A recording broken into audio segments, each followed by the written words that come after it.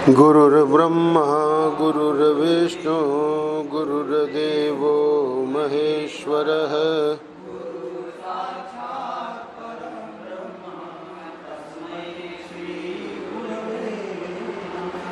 रामं रामानुजं सीतां भरतं भरतानुजं सुग्रीवं वायुसूनुं च प्रणमामि पुनः पुनः।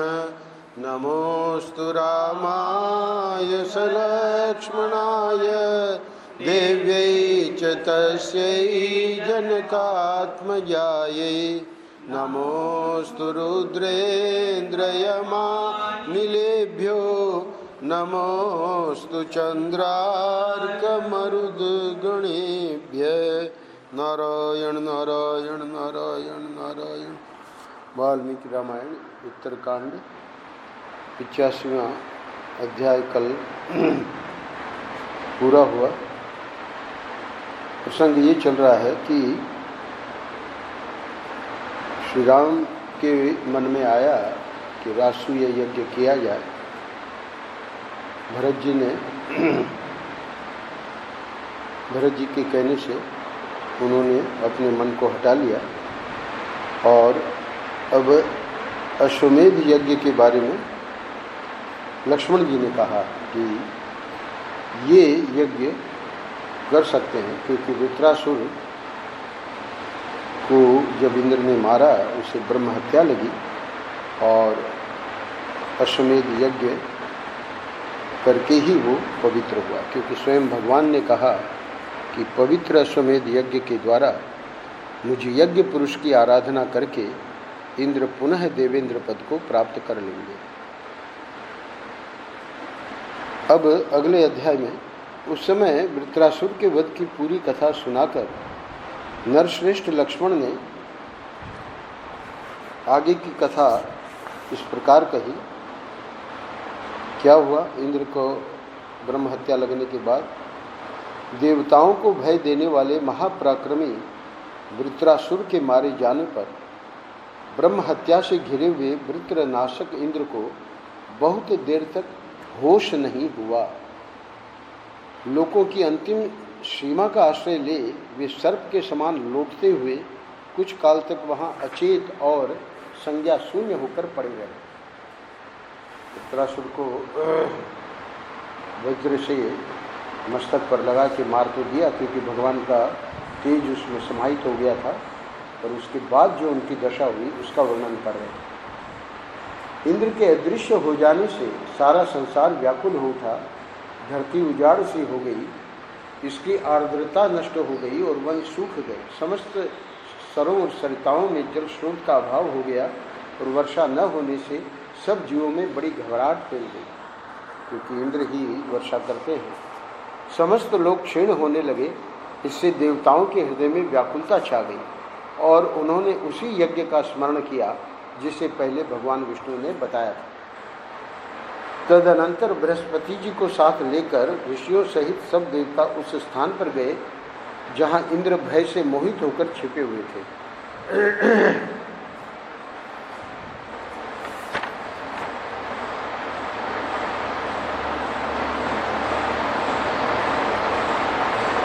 हुआ ये कि इंद्र जो है वो बड़े कष्ट में पड़ गया और देवताओं ने विष्णु को जाकर और प्रार्थना की कि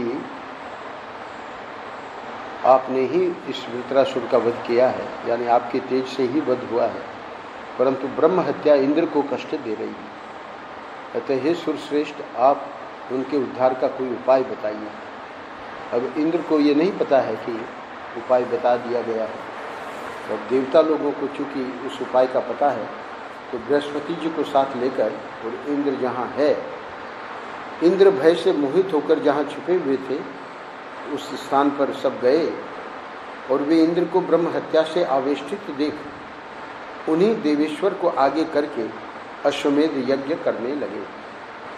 बताया इंद्र को कि स्वयं भगवान ने कहा है अश्वमेध यज्ञ के लिए, अब तुम जो है इस यज्ञ को करो, यानी उसको आगे किया फिर तो महामनस्वी महेंद्र का वह महान अश्वमेध यज्ञ आरंभ हो गया। उसका उद्देश्य था ब्रह्म हत्या की निवृत्ति करके इंद्र को पवित्र बनाना। तत्पश्चात जब वह यज्ञ समाप्त हुआ तब ब्रह्म हत्या ने महामनस्वी देवताओं के निकट आकर पूछा। स्वयं ब्रह्म हत्या आई है और पूछती है कि अगर मैं इसको छोड़ देती हूँ, ये तो पवित्र हो जाएगा इंद्र तो, और मुझे कोई स्थान बताओ जहाँ मैं रहूँ, मेरे लिए कहाँ स्थान बनाओगी। भागवत में भी ये प्रसंग है। तो यह सुनकर संतुष्ट एवं प्रसन्न हुए देवताओं ने उससे कहा, हे दुर्जय शक्ति वाली ब्रह्म हत्ये, तू अपने आप को स्वयं ही 4 भागों में विभक्त कर दे। महामनस्वी देवताओं का यह कथन सुनकर महेंद्र के शरीर में दुख पूर्वक निवास करने वाली ब्रह्म हत्या ने अपना 4 भाग कर दिया और इंद्र के शरीर से अन्यत्र रहने के लिए स्थान मांगा। ब्रह्म हत्या बोली, मैं अपने एक अंश से वर्षा के 4 महीनों तक जल से भरी हुई नदियों में निवास करूंगी।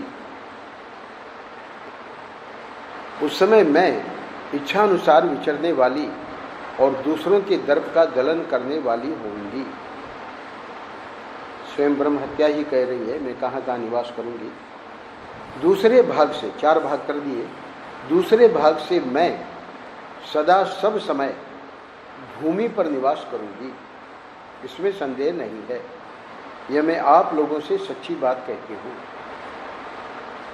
और मेरा जो ये तीसरा अंश है, इसके साथ मैं युवावस्था से सुशोभित होने वाली गर्वीली स्त्रियों में प्रतिमास 3 रात तक निवास करूंगी और उनके दर्प को नष्ट करती रहूंगी। हे सुश्रेष्ठगण, जो झूठ बोलकर किसी को कलंकित नहीं करते, ऐसे ब्राह्मणों का जो लोग वध करते हैं,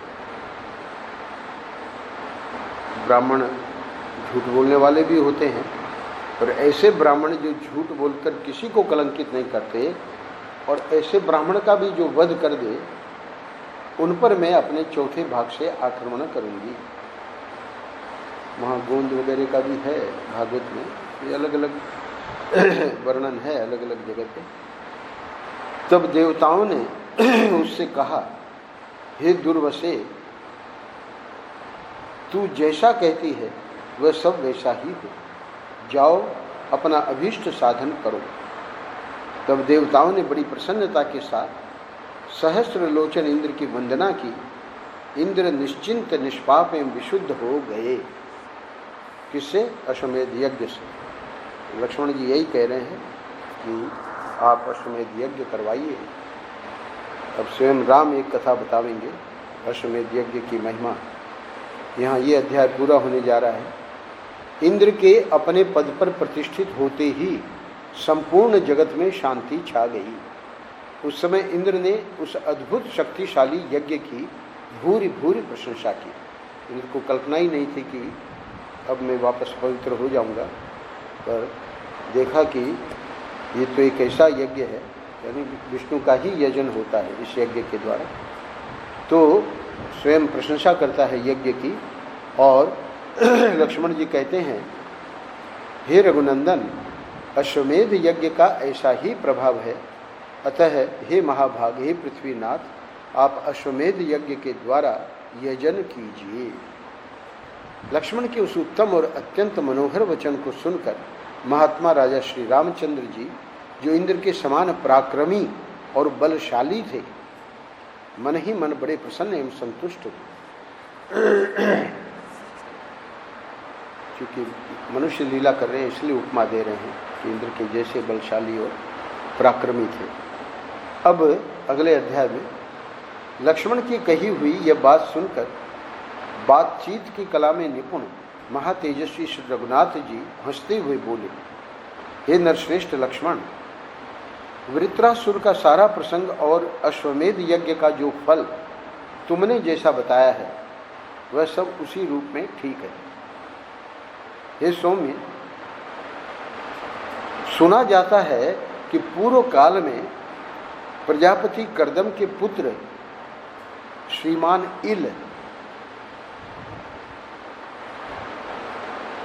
इल इनका नाम है। श्रीमान इल बाल्हवीक देश के राजा थे। वे बड़े धर्मात्मा नरेश थे।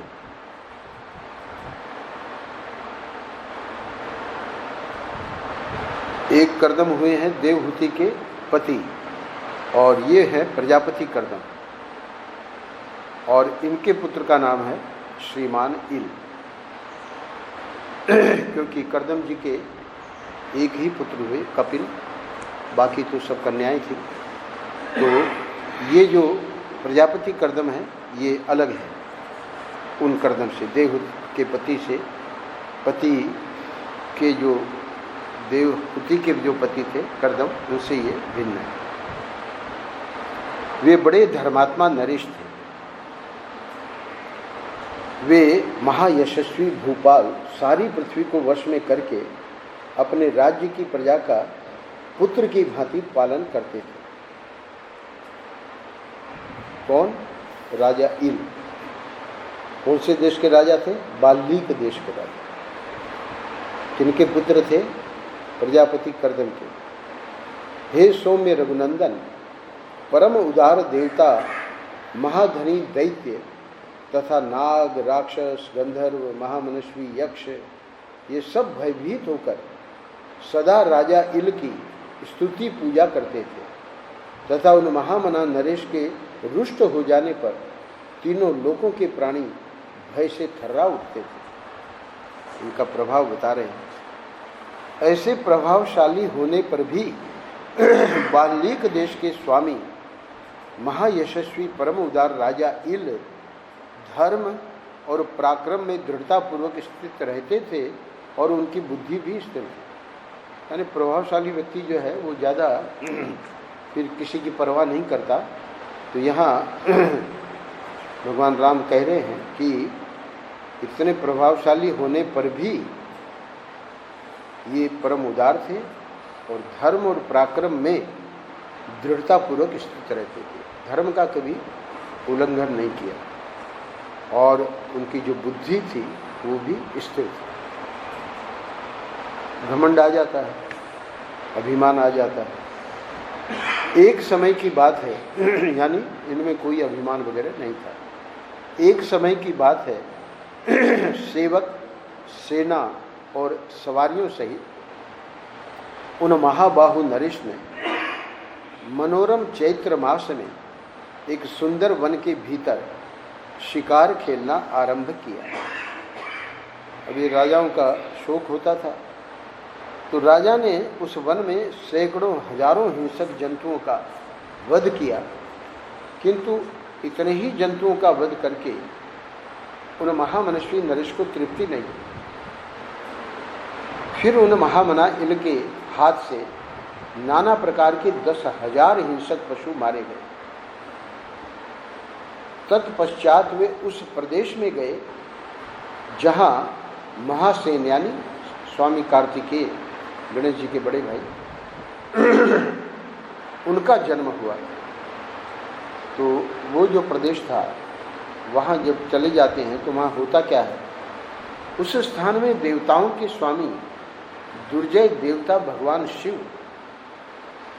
कार्तिकेय जी के पिताजी, अपने समस्त सेवकों के साथ रहकर गिरिराज कुमारी उमा का मनोरंजन करते थे। वैसे तो कैलाश में रहते हैं भगवान शिव, पर मनोरंजन के लिए अपने इस बेटे के स्थान पे आते थे और सेवक भी उनके रहते थे और गिरिराज कुमारी उमा का मनोरंजन करने के लिए विशेष उनका ये था उस स्थान में आने का प्रयोजन। जिनकी ध्वजा पर वृषभ का चिन्ह सुशोभित होता है, वे भगवान उमा वल्लभ अपने आप को भी स्त्री रूप में प्रकट करके देवी पार्वती का प्रिय करने की इच्छा से वहाँ के पर्वतीय झरने के पास उनके साथ विहार करते थे। अब लीलाएं जो होती हैं वो बड़ी विचित्र होती हैं। तो स्वयं शिव जी स्त्री रूप बने हुए हैं और पार्वती जी के साथ में झरने के पास विहार कर रहे हैं। उस वन के विभिन्न भागों में जहाँ जहाँ पुल्लिंग नामधारी जंतु अथवा वृक्ष थे, वे सब के सब स्त्रीलिंग में परिणत हो गए थे। ये संकल्प था, क्योंकि पार्वती जी का कहना था कि हम जहाँ विहार कर रहे हैं, लीला भले कैसी भी कर रहे हों, पर पुरुष का उसमें प्रवेश ना हो। तो अगर पुरुष प्रवेश हो जाए तो वो स्त्री हो जाए। तो वहाँ के जितने नामधारी जंतु, पुल्लिंग नामधारी जंतु, वृक्ष, वे सब के सब स्त्रीलिंग में परिणत हो गए। वहाँ जो कुछ भी चराचर प्राणियों का समूह था वह सब स्त्री नामधारी हो गया। इसी समय कर्दम के पुत्र राजा इल सहस्रों हिंसक पशुओं का वध करते हुए उस देश में आ गए।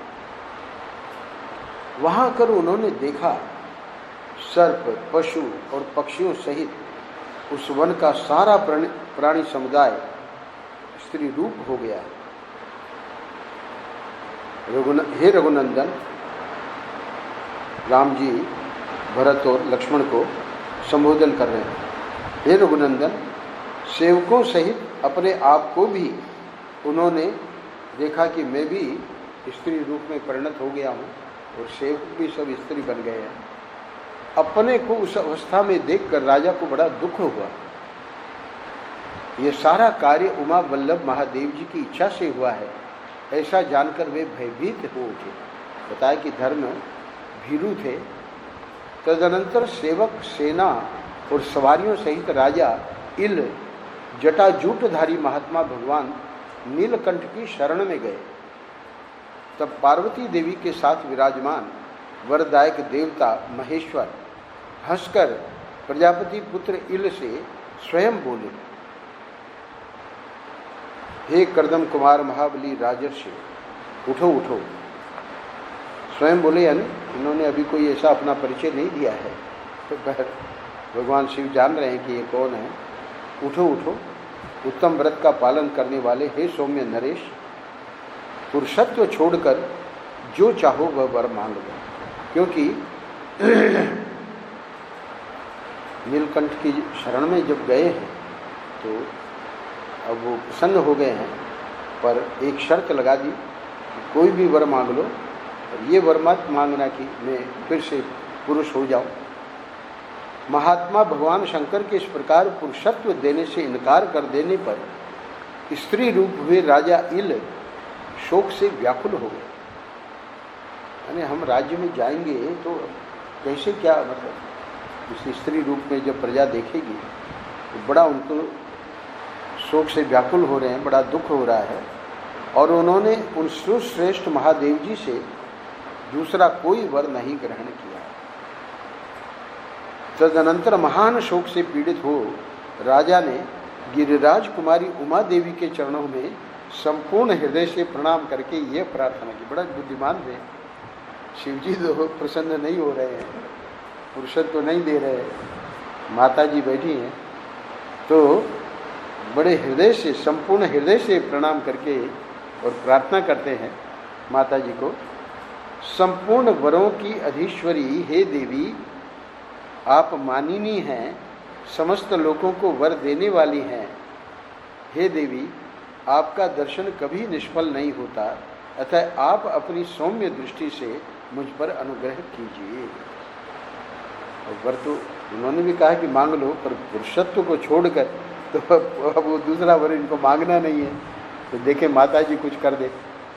राजर्षि इल के हार्दिक अभिप्राय को जानकर रुद्र प्रिया देवी पार्वती ने महादेव जी के समीप यह शुभ बात कही, हे राजन, तुम पुरुषत्व प्राप्ति रूप जो वर चाहते हो उसके आधे भाग के दाता तो महादेव जी हैं, और आधा वर तुम्हें मैं दे सकती हूं। अर्थात तुम्हें संपूर्ण जीवन के लिए जो स्त्रीत्व मिल गया है उसे मैं आधे जीवन के लिए पुरुषत्व में परिवर्तित कर सकती हूँ। इसलिए तुम मेरा दिया हुआ आधा वर स्वीकार कर लो। तुम जितने जितने काल तक स्त्री और पुरुष रहना चाहो उसे मेरे सामने कहो। तो राजा विचार करता है कि क्या करें, तो वो जो कहेगा वैसा ही वो वर दे देगी। देवी पार्वती का वह परम उत्तम और अत्यंत अद्भुत वर सुनकर राजा के मन में बड़ा हर्ष हुआ। चलो आधा तो छूट ही गए। और वे इस प्रकार बोले कि हे देवी, यदि आप मुझ पर प्रसन्न हैं तो मैं 1 मास तक भूतल पर अनुपम रूपवती स्त्री के रूप में रहकर फिर 1 मास तक पुरुष होकर रहूं। अब वर में वो बतावेंगी पार्वती देवी। राजा के मनोभाव को जानकर सुंदर मुख वाली पार्वती देवी ने यह शुभ वचन कहा। ध्यान से सुनिएगा। ऐसा ही होगा हे राजन, जब तुम पुरुष रूप में रहोगे उस समय तुम्हें अपने स्त्री जीवन की याद नहीं रहेगी, और जब तुम स्त्री रूप में रहोगे उस समय तुम्हें 1 मास तक अपने पुरुष भाव का स्मरण नहीं होगा। इस प्रकार कर्दम कुमार राजा इल 1 मास तक पुरुष रहकर फिर 1 मास त्रिलोक सुंदरी नारी इला के रूप में रहने लगे। 1 महीना इल और 1 महीना इला।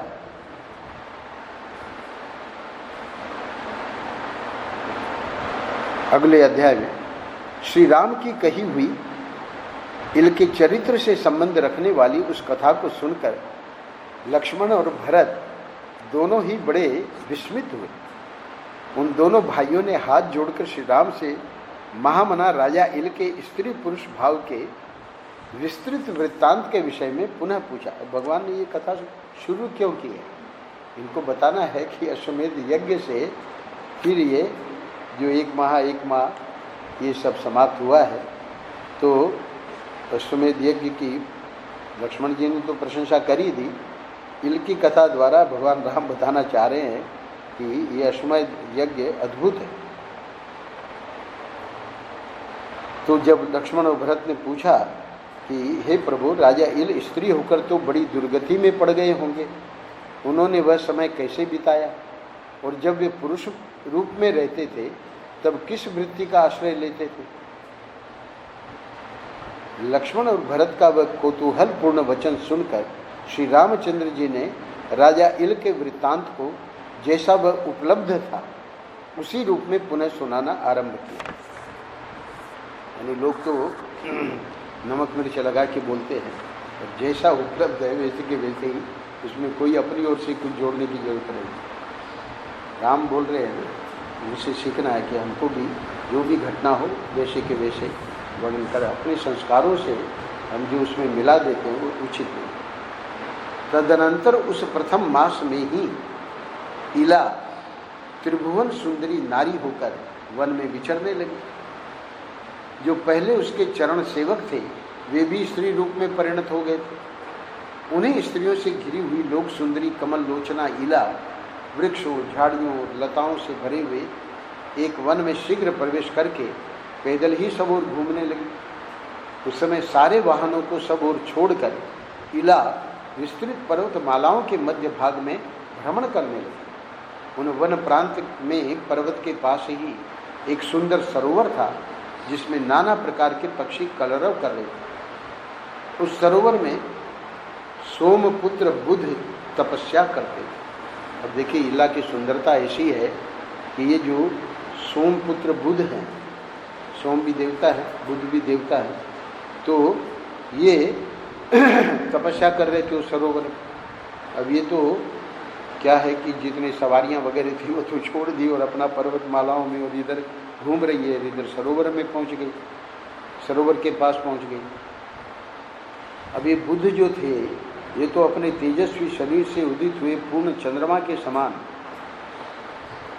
पिता तो चंद्रमा थे ही सोम, और बुध कोई बेटा जो है वो चंद्रमा से कम थोड़ी था, तो चंद्रमा के समान प्रकाशित हो रहे थे। इला ने उन्हें देखा। अब यहाँ ये प्रश्न आता है कि बुध जो है अगर उसी सीमा में होते तो बुध भी स्त्री बन जाते।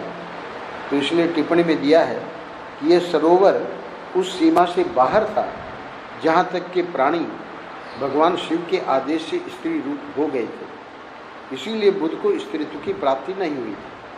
पर ऐसा नहीं है कि वो जो स्त्री बना हुआ जो इला है तो वो इसमें सीमा के बाहर आने से वो पुरुष बन जाएगा, ऐसा नहीं, क्योंकि उसको तो जो 1 महीने का स्त्री वो उस रूप में रहना ही पड़ेगा। तो बुद्ध को वो भले स्वयं स्त्री रूप में नहीं थे, पर इला अभी स्त्री ही है। वे जल के भीतर तीव्र तपस्या में संलग्न थे। कौन? बुद्ध देवता। उन्हें देवता का वो जो है पद वो तो बाद में प्राप्त होता है, पहले बुद्ध के रूप में तपस्या करी तब देवता बने। तो उन्हें पराभूत करना किसी के लिए भी अत्यंत कठिन था।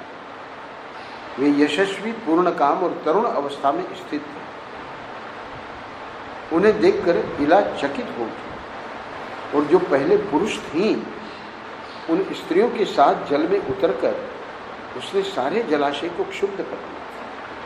यानी पहले तो उनके बुद्ध के तेज से और उनकी सुंदरता से वो चकित हो गई, और फिर जैसे स्वभाव, अब चूंकि उसको अपने पुरुषत्व का स्मृति नहीं रहेगी, वर में कह दिया था पार्वती ने, तो इसलिए वो भी आकर्षित करना चाह रही है बुद्ध को।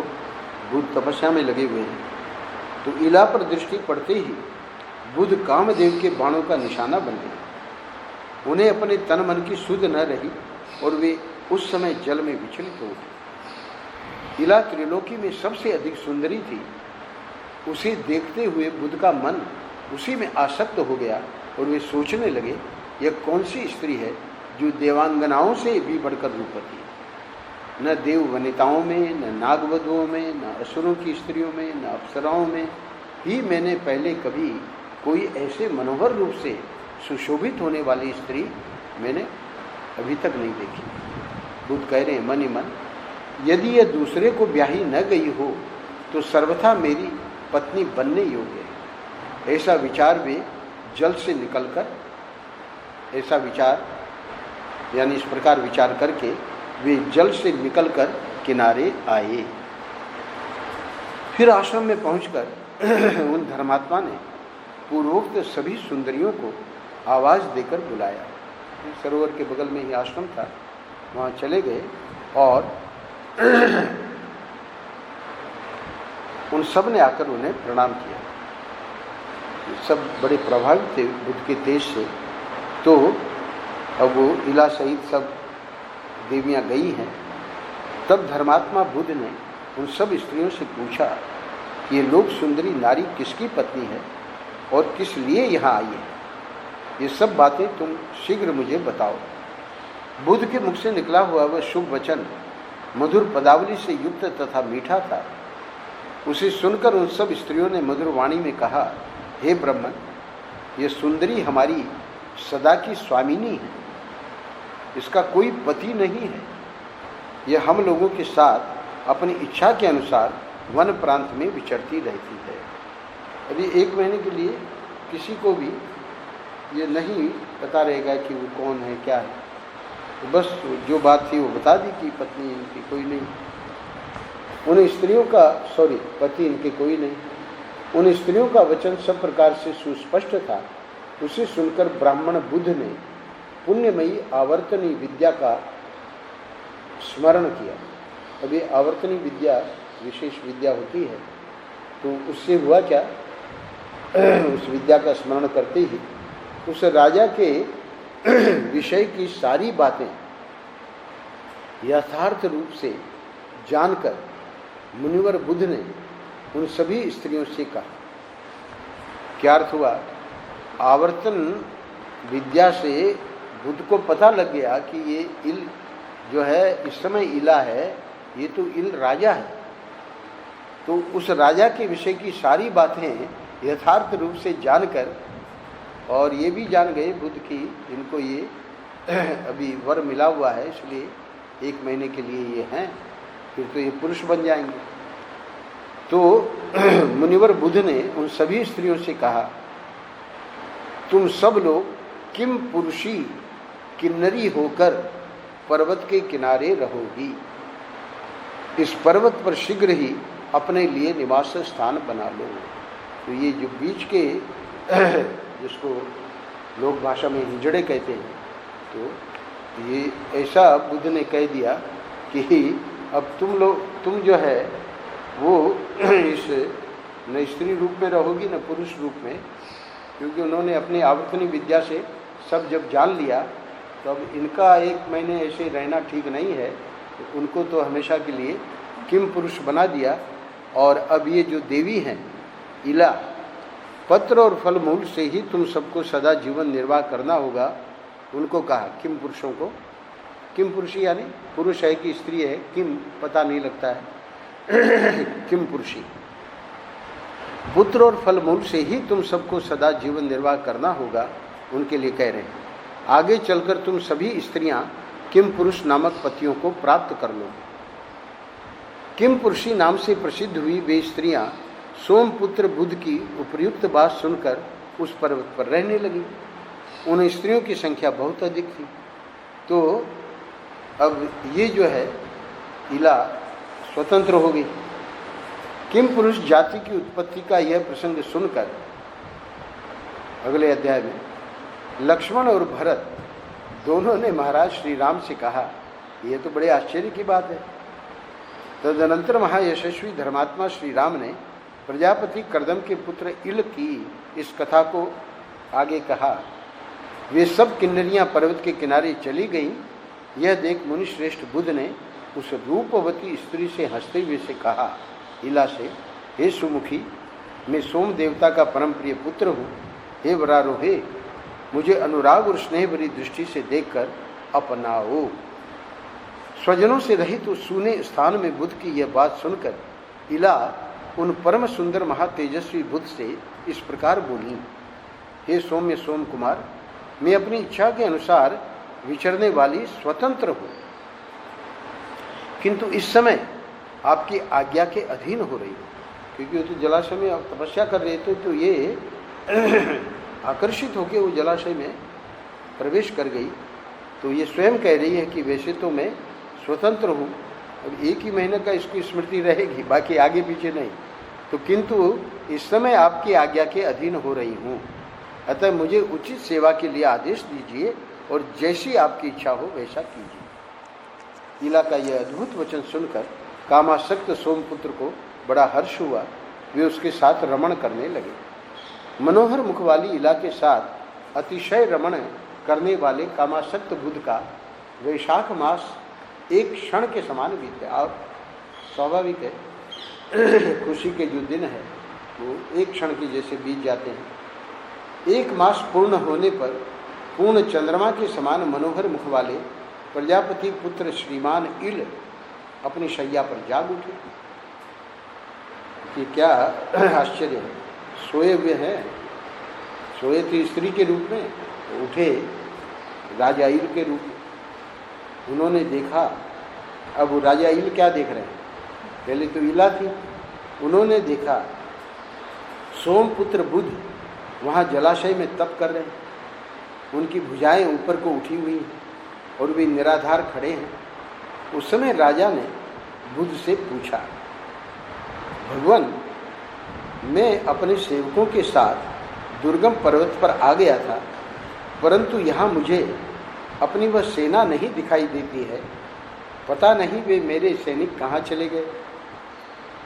तो ये जो वर्णन किया है ये बड़ा गजब का है, क्योंकि राजा को कोई स्मृति नहीं है कि मैं एक महीने इला रहा हूँ और बुद्ध के साथ रमण कर लिया और ये आगे पुरूरवा को जन्म भी देंगे। ये जो इला है, इला के रूप में जब रहेंगी तो यानी वो बुद्ध के पुत्र हुए पुरूरवा। तो कह रहे हैं कि वो मेरे सैनिक कहाँ चले गए। राजर्षि इल की स्त्रीत्व प्राप्ति विषय की स्मृति नष्ट हो गई। अब इन्होंने तो आवर्तनी विद्या से बुद्ध को तो सब पता था, तो उनकी बात सुनकर बुद्ध उत्तम वाणी द्वारा उन्हें सांत्वना देते हुए यह शुभ वचन बोले, हे राजन, आपके सारे सेवक ओलों की भारी वर्षा से मारे गए।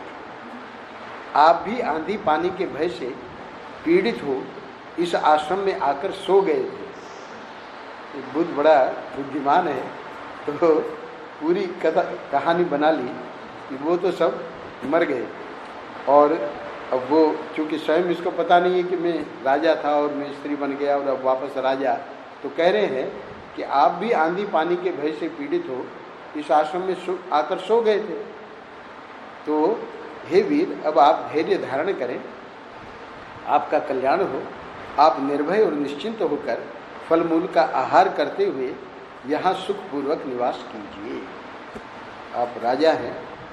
बुद्ध के इस वचन से परम बुद्धिमान राजा इल को बड़ा आश्वासन मिला, परंतु अपने सेवकों के नष्ट होने से वे बहुत दुखी थे। इसलिए उनसे इस प्रकार बोले, हे ब्राह्मण, मैं सेवकों से रहित हो जाने पर भी राज्य का परित्याग नहीं करूँगा। अब क्षण भर भी मुझसे यहाँ नहीं रहा जाएगा। अब बुद्ध तो चाहते थे कि अपना जब तक ये पुरुरवा को जन्म न दे तब तक आश्रम में बने रहें, है ना, क्योंकि वहाँ जाके फजीता होगा, 1 महीना स्त्री 1 महीना पुरुष, तो इसलिए कहा कि यहाँ रहिए। पर अब वो तो राजा है ना, उनको नहीं पता है कि मैं स्त्री बन गया था, तो कहते हैं कि मैं यहाँ क्षण भर मुझसे नहीं रहा जाएगा, अतः मुझे जाने की आज्ञा दीजिए, मैं राज्य का परित्याग नहीं करूँगा। भले सेवक मेरे नहीं रहे, कोई बात नहीं, सेवकों से बड़ा प्रेम होता है, क्योंकि इतनी सेवा करते हैं और अचानक सब गायब हो गए। हे ब्रह्मा, मेरे धर्मपरायण ज्येष्ठ पुत्र बड़े यशस्वी हैं, उनका नाम शश बिंदु है। जब मैं वहाँ जाकर उनका अभिषेक करूँगा तभी वे मेरा राज्य ग्रहण करेंगे। उन्होंने तो पूछा था कि ये किसकी पत्नी है, और उनको तो नहीं पता था कि मेरी पत्नी भी है, मेरे पुत्र भी है। तो अब वो बता रहे हैं कि वो शश बिंदु जो मेरा पुत्र है, उसका जब अभिषेक कर लूँगा तो मेरे को शांति मिलेगी। हे महातेजस्वी मुने, देश में जो मेरे सेवक और स्त्री पुत्र आदि परिवार के लोग सुख से रह रहे हैं, उन सबको छोड़कर मैं यहाँ नहीं ठहर सकूँगा। बुद्ध से राजा के रूप में भी प्रभावित हैं। राजा तो जब कह रहे हैं कि तुम यहाँ रहो, तो बुद्ध की आज्ञा का उल्लंघन नहीं करना चाह रहे हैं, परंतु कह रहे हैं कि मेरा जो मन है वो यही है कि मैं वहाँ जाऊँ, क्योंकि उन सबको छोड़कर मैं यहाँ नहीं ठहर सकूँगा। अतः मुझसे ऐसी कोई अशुभ बात आप न कहें, यानी कोई शाप आप न दे दें, जिससे स्वजनों से बिछुड़कर मुझे यहाँ दुख पूर्वक रहने के लिए विवश होना पड़े।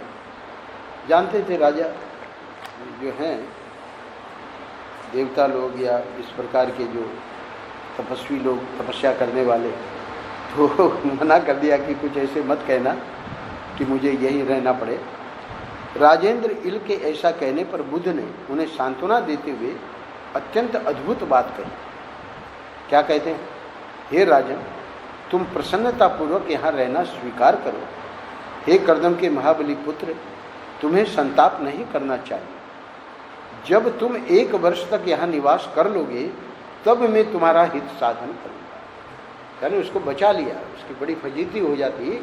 तुम 1 वर्ष यहाँ निवास करो, शश बिंदु संभाल लेंगे, बाद में अभिषेक वगैरह हो जाएगा, अभी तो है ही है युवराज। तो पुण्य कर्मा बुद्ध का यह वचन सुनकर उन ब्रह्मवादी महात्मा के कथनानुसार राजा ने वहाँ रहने का निश्चय किया। वे 1 मास तक स्त्री होकर निरंतर बुद्ध के साथ रमण करते और फिर 1 मास तक पुरुष होकर धर्मानुष्ठान में मन लगाते थे। इसीलिए पार्वती जी ने कहा था कि तुमको कोई स्मृति नहीं रहेगी। तो अपना बुद्ध भी जो है, जब वो स्त्री रूप में रहते थे तो अपना रमण करते थे उनके साथ, और वैसे जो है वो अपने धर्मानुष्ठान में लगे रहते थे, क्योंकि 1 साल के लिए रोक लिया था। तदनंतर 9वें मास में सुंदरी इला ने सोमपुत्र बुद्ध से एक पुत्र को जन्म दिया, जो बड़ा ही तेजस्वी और बलवान था। उसका नाम था पुरूरवा। उसके उस महाबली पुत्र की अंग कांति बुद्ध के ही समान थी। बुद्ध के पिताजी सोम, चंद्रमा, चंद्रमा के बुद्ध, और बुद्ध के ये पुरूरवा, तो पुरूरवा कोई कम थोड़ी है, वो भी अंग कांति में बुद्ध के समान ही थे।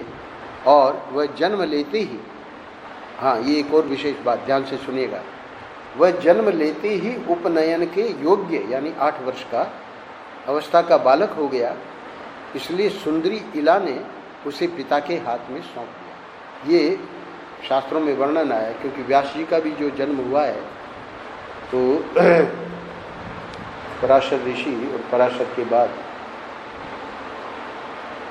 शक्तिम च तत्पुत्र पराशरम च व्यासम शुकम गौड़पदम महांतम। तो पराशर जी जब नाव में कोहरा करके, और वो जो देवी थी तो उनके साथ उन्होंने समागम किया, क्योंकि कोई देख ना पावे, तो चारों ओर कोहरा हो गया था, और जो पुत्र है वो उसी वक्त जन्म ले लिया।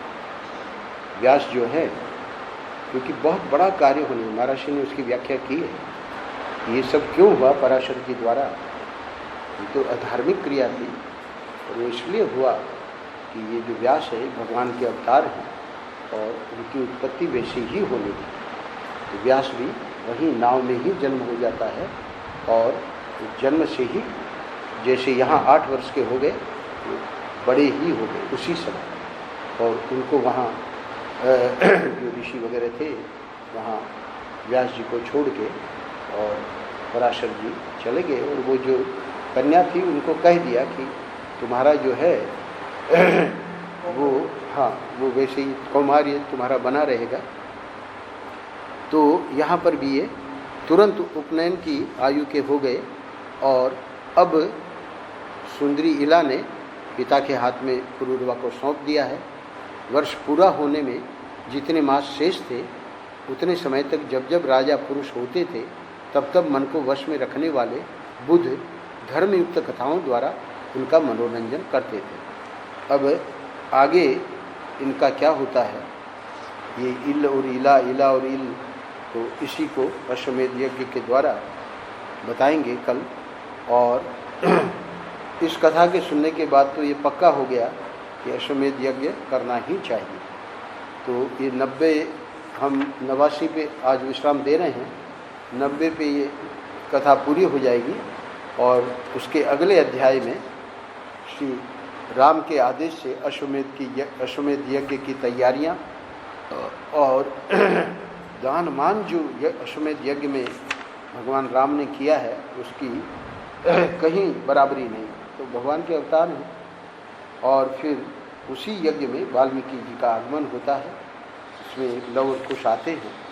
तो बाद में ये चर्चा होती है कि अगर सीता भी आ जाए और अपनी शुद्धता प्रमाणित कर दे, तो वाल्मीकि जी ने कहा कि ये तो हो जाएगा, वो आ जाएगी। और वो शुद्धता प्रमाणित क्या करती है महाराज? वो तो स्पष्ट कहती है सीता कि अगर मैं शुद्ध हूँ तो देवी विवरम दातु मरहति, पृथ्वी देवी मुझे अपनी गोद में स्थान देगी। ऐसे 3 श्लोक आए हैं, और वो तो शुद्ध थी, और इसलिए अब अपने को शुद्ध प्रमाणित नहीं कर रही हैं कि मैं फिर वापस राम जी के साथ जाऊंगी। बस तुरंत पृथ्वी से सिंहासन प्रकट होता है, और वो सिंहासन पर वो जो स्वयं धरती देवी है उनको विराजमान करती है, और वो रसातल में। तो ये सब वर्णन आवेगा, क्योंकि वाल्मीकि जी जब आवेंगे तो लवकुश अपना रामायण के गान के द्वारा सबको मोहित कर देंगे। और अब जब सीता चली गई है रसातल में, तब बड़े दुखी हुए हैं भगवान राम, और उस दुख को फिर वाल्मीकि जी ने सांत्वना देके कि अब आपको कैसे क्या करना है। तो फिर बहुत सारे यज्ञ किए, उसमें सुवर्ण की सीता रखते थे, क्योंकि ये सीता तो चली गई। नारायण नारायण नारायण नारायण।